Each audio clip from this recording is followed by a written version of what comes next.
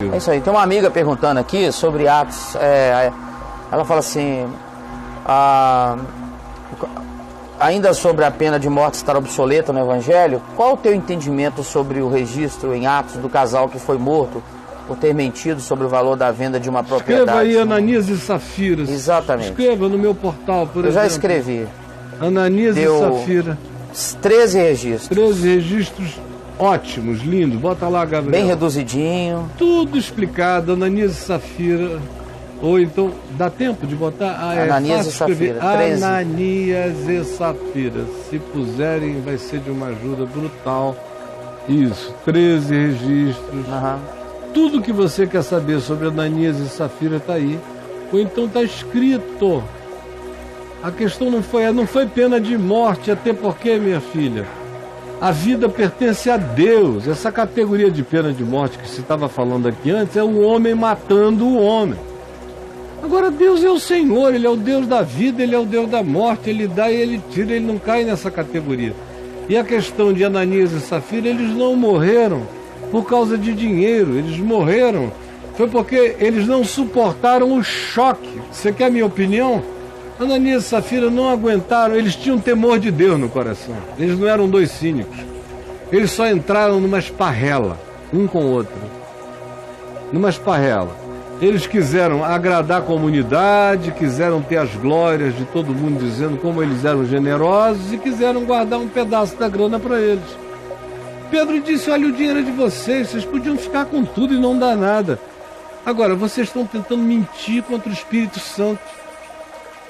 E o temor de Deus no coração de Ananias o liquidou, ele teve um infarto e morreu. Quando a mulher dele veio e ouviu a história e que disseram que ele tinha morrido, o coração dela parou e ela morreu também. Eles morreram de culpa, morreram de temor, morreram do choque. Ainda era uma geração que tinha acabado de ver línguas de fogo na cabeça uns dos outros. Estavam cheios da impregnação de uma presença inequívoca. Jesus tinha acabado de ressuscitar dos mortos. Eles tinham visto, estavam brincando no meio daquela cristal líquido de santidade. Não suportaram o impacto. Agora não tem nada a ver com um homem de determinar matar outro homem porque acha que ele merece ser morto.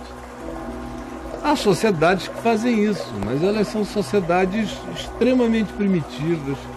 E os que advogam isso aqui no Brasil, infelizmente, a maioria dos crentes advoga a pena de morte. No Brasil, você pode acreditar nisso? A maioria. É mesmo? A maioria. Se fizessem hoje um plebiscito no Brasil, a pena de morte ganharia, imagina. Os evangélicos são favoráveis. São favoráveis. Os evangélicos daqui não tem nada a ver com o evangelho. Como os dos Estados Unidos também não. Os ateus franceses têm mais opiniões parecidas com o evangelho do que os americanos e do que os brasileiros crentes. Então, por favor, pense um pouco e aproveita aí Ananias e Safira.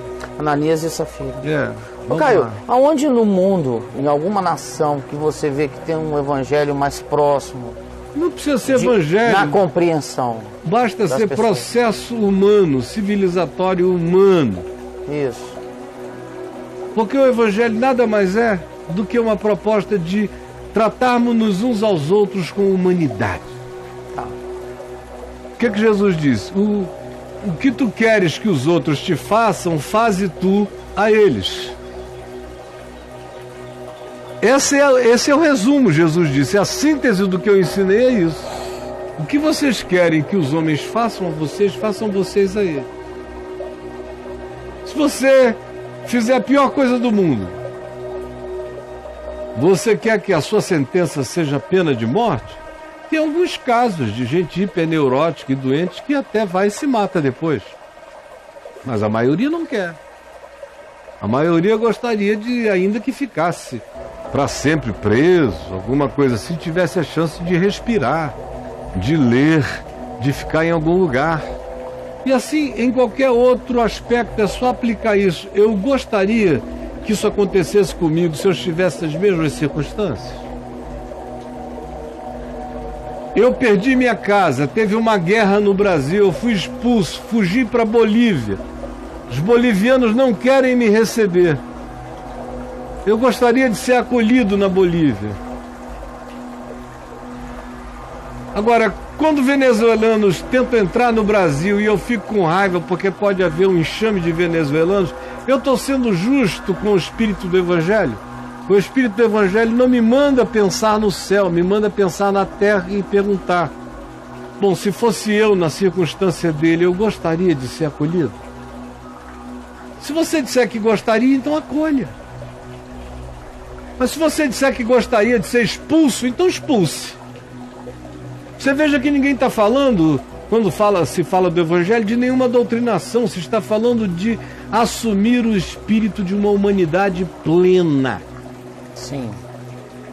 Teu inimigo está com fome, dá-lhe de comer. Está com sede, dá-lhe de beber. Está nu, o vista. E olha, é o inimigo, não é nem o próximo. Não é nem o desconhecido. Não é nem o desconhecido. É o inimigo. É o inimigo. Manda tratar assim. Em Mateus 25 diz que se você encontra o nu, o vista, o sedento, dê água a ele. O prisioneiro, visite-o. O enfermo, acolha-o, vá lá, ajude-o. Mateus 25, porque se você fizer isso, você está fazendo isso a Cristo. Sinceramente, a Noruega é mais do Evangelho no trato uns com os outros do que qualquer país crente do mundo. E ela já é pós-cristã. A Dinamarca, qualquer ser humano se sente mais bem tratado, segundo o Evangelho, na Dinamarca do que nos Estados Unidos. Vá para outros lugares. Eu encontrei um brasileiro na Holanda outro dia e o cara estava dizendo isso. Ele falou: a gente chega aqui, os caras não são de muita conversa, é pão, pão, queijo, queijo. Agora, se você fizer seu trabalho direito, chegar na hora, for educado, for tudo normal, dá tudo certo para você, você pensa até que está sendo enganado de tão corretos que todos são contigo. Pensa que está sendo enganado. Ele falou: eu levei aqui uns bons anos para acostumar que eu não estava sendo enganado, que era verdade mesmo. Olha isso. O cara tinha grilo.